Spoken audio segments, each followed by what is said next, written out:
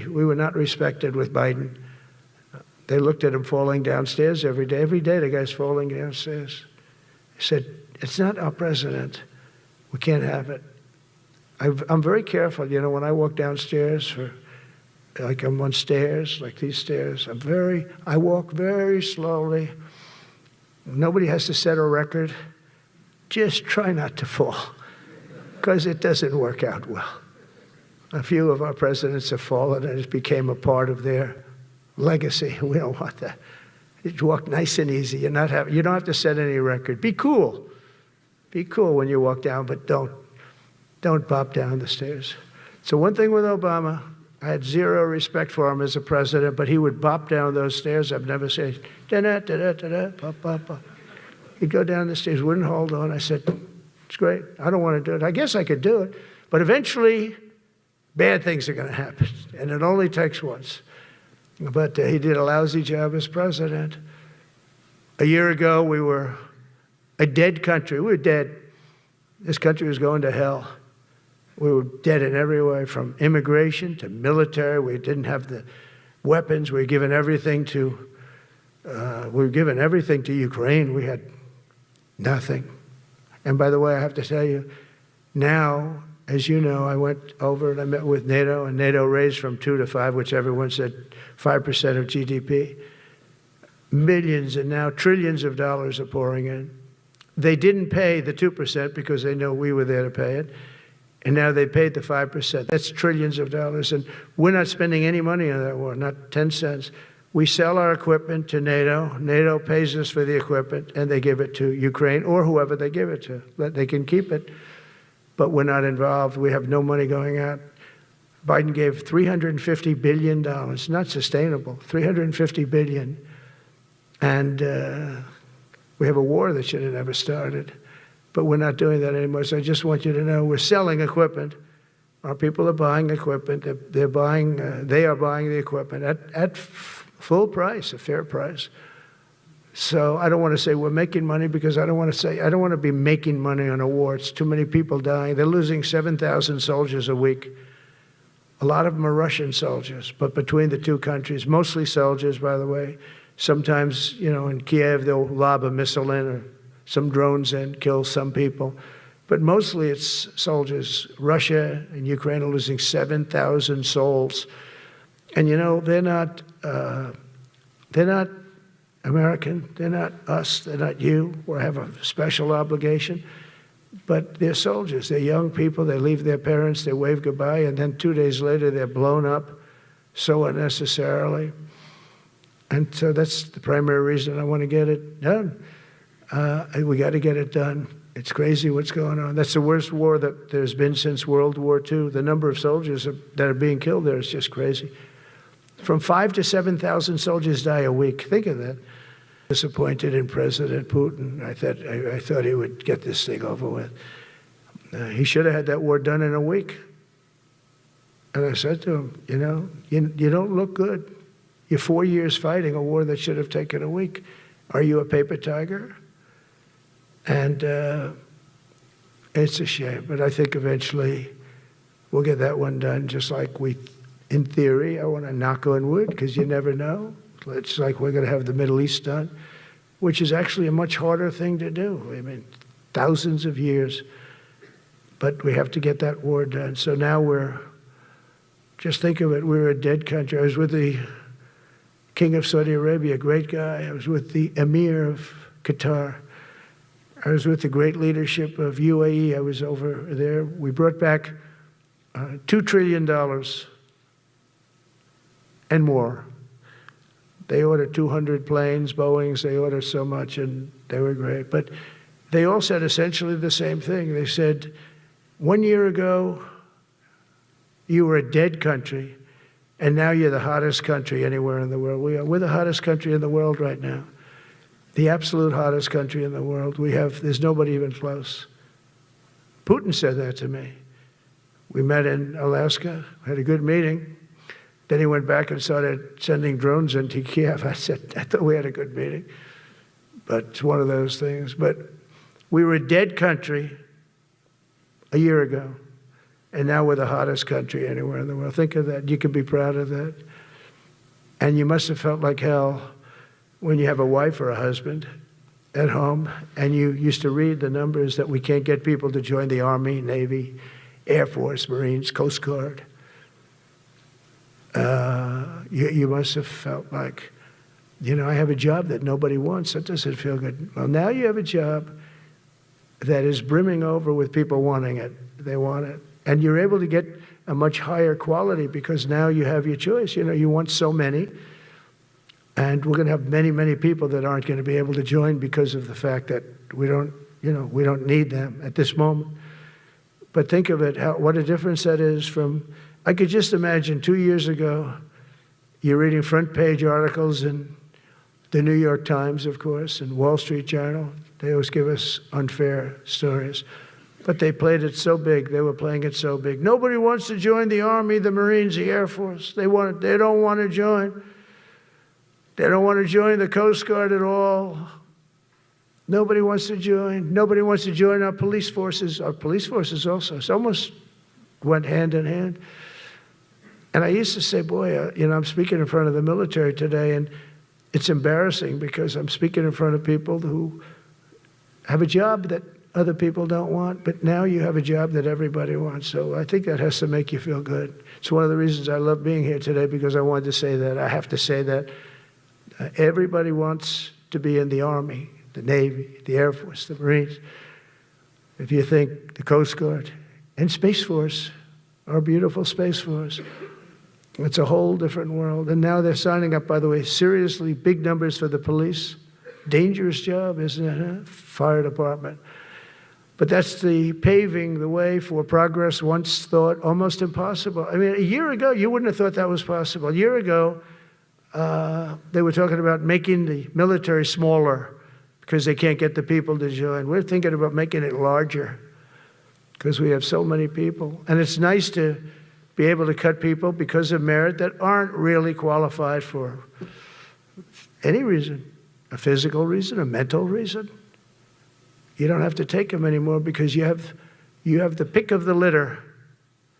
And they all want to be with you. They all want your job. They want to be with you. They want to work with you. They'll even take your job, you know. Got to be a little bit sharp. You got to watch it. But everybody wants to be doing what you're doing now. What a difference when I speak to you, and I can say that as opposed to a couple of years ago when I was talking to rooms where they were desperate to get people and they couldn't get them. What a difference a presidential election can make. That's all it is. It's just a presidential election. Yesterday at the White House, we put forward a plan for peace in Gaza. We announced it, and we're going to create something that was my idea, but unfortunately I got drafted. It's going to be called the Board of Peace, and it's going to reign over that territory, and we're going to get that done. And they asked if I'd be the chairman of the Board of Peace. I wasn't counting on that. I had the idea for the Board of Peace. But I said yes, and I guess because of that, every leader, everybody wants to be on the Board of Peace. And we're going to watch over that very volatile part of the world and keep it non-volatile so you don't have to get involved. We want to save you for other things or save you for nothing from that standpoint. We don't want you fighting wars, but if you have to, you're the most lethal fighting force in the world. And I would say that even 2-3 years ago, but now I say it with great enthusiasm. It's so true. And we're striving tirelessly to end the terrible war in Ukraine. And as you know, we're also working hard to get the allies to share more of the burden of our defense. Much of that has really already taken place. But all NATO members have committed to the increase that I talked about. Think of that. That was unthinkable. It used to be 1%, then we got it up to 2% in my last term. And they did not like it. And now I got it to 5%, and I get along great with all of them. In fact, they call me the president of NATO. I said, I don't think so. But they're great. They're great people, and they're spending a lot of money, and a lot of money that they should have been spending in the past. But I think Putin was a wake-up call for them, really. We're now selling large quantities of American-made weapons to NATO, and we're getting really fair pricing. We're making a lot of money. It's my hope that from Europe to Asia to the Middle East, Our allies will make similar commitments to increase their military capabilities, and this will greatly strengthen our alliances, and also it'll make war far less likely. You know, if you're a strong presence like we are such a strong presence now. And I go around bragging about that. I've said, we have the strongest military anywhere in the world. I say it. You never heard Biden say that. You never heard him say anything.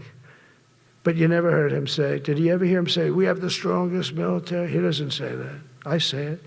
We have the strongest military anywhere in the world. We have great leadership. And I'll tell you, Pete and General Kane, all of the people that I've met that have been lifted up in rank.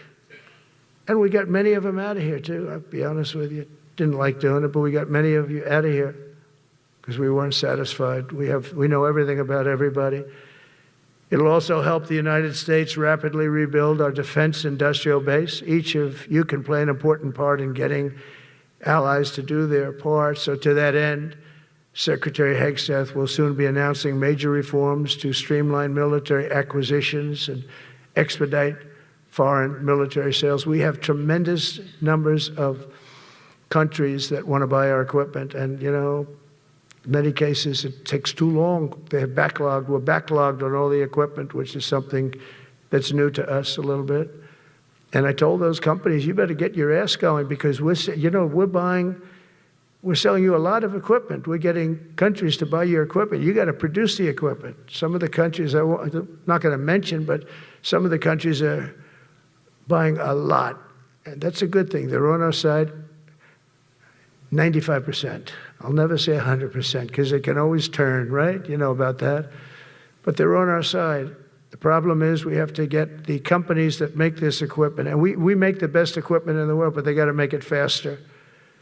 We have orders for the F-35. We have orders for everything. The new F-47. We have orders for everything. They got to make it faster, a lot faster. Ammunition they have to make faster. In the coming months, we'll be making even more historic announcements to fully embrace the identity of the Department of War. I love the name. I think it's so great. I think it stops wars. The Department of War is going to stop wars. If we are as ruthless and relentless as our enemies, the United States Armed Forces will be totally unmatched in the future. We have a group of enemies that are very ruthless and very smart, but they can't match us. They can't match us. They don't even come close to matching us. Again, you know, it's very important for me to say we are the greatest military in the world, but we make the best equipment in the world. I watched our anti-missile missiles. I watched our Patriots just knock things out like a needle, hitting another needle on the stage. There's a needle up there, and you send another needle up, and it hits it every time. During the war, we went 14 for 14. We had 14, this is with Iran, we had 14 missiles coming at us. All 14 were knocked out of the sky, every one of them. We make the best equipment. From Sparta to Rome, to the British Empire, to the United States of America, history has shown that military supremacy has never been simply a matter of money or manpower. At the end of the day, it is the culture, spirit of our military that truly sets us apart from any other nation. Our ultimate strength will always come from the fierce people and those brilliant people with such pride and the unbending will and the traditions of excellence that have made us the most unstoppable force ever to walk the face of the earth. And that's what we are. Remember, we never want to use it, but we have the most powerful nuclear capability, and I call it nuclear deterrent of any other country. Nobody close. The men and women in this room inherit the legacy built and won by Washington and Jackson, Grant and Pershing, Eisenhower and Patton, Nimitz and LeMay. We carry forward the majestic military heritage passed down from father to son, soldier to soldier, and one generation of warriors to the next. You are warriors, you know that, right? You're great warriors, or you wouldn't be in this room. You're the best of the best. From Concord Bridge to Fort McHenry, from Gettysburg to Manila Bay, from Normandy to Sicily, and from the jungles of Vietnam to the dusty streets of Baghdad, America's military has charged into hellfire, climbed up jagged mountains, crossed roaring oceans, and thundered across open deserts to defend our flag, our freedom, and our homeland. Nobody does it like you. Now we are discovering American muscle, reasserting American might, and beginning the next story chapter in American military legends and lore. That's L-O-R-E. It is lore. When it comes to defending our way of life, nothing will slow us. No enemy will stop us. They cannot stop us. And no adversary will stand in our way. They won't stand in our way. We don't want them to stand in our way. We don't want to even put them in that position, but they're not going to stand in our way ever again. You'll never see 4 years like we had with Biden and that group of incompetent people that ran this country that should have never been there. Because we had the United States military, the best, the boldest, the bravest that the world has ever seen, that the world has ever known. With leaders like we have right here in this beautiful room today, we will vanquish every danger and crush every threat to our freedom in every generation to come, because we will fight, fight, fight, and we will win, win, win. I want to just thank you once again, and God bless the United States military, and God bless America. God bless you all. Thank you very much. Thank you.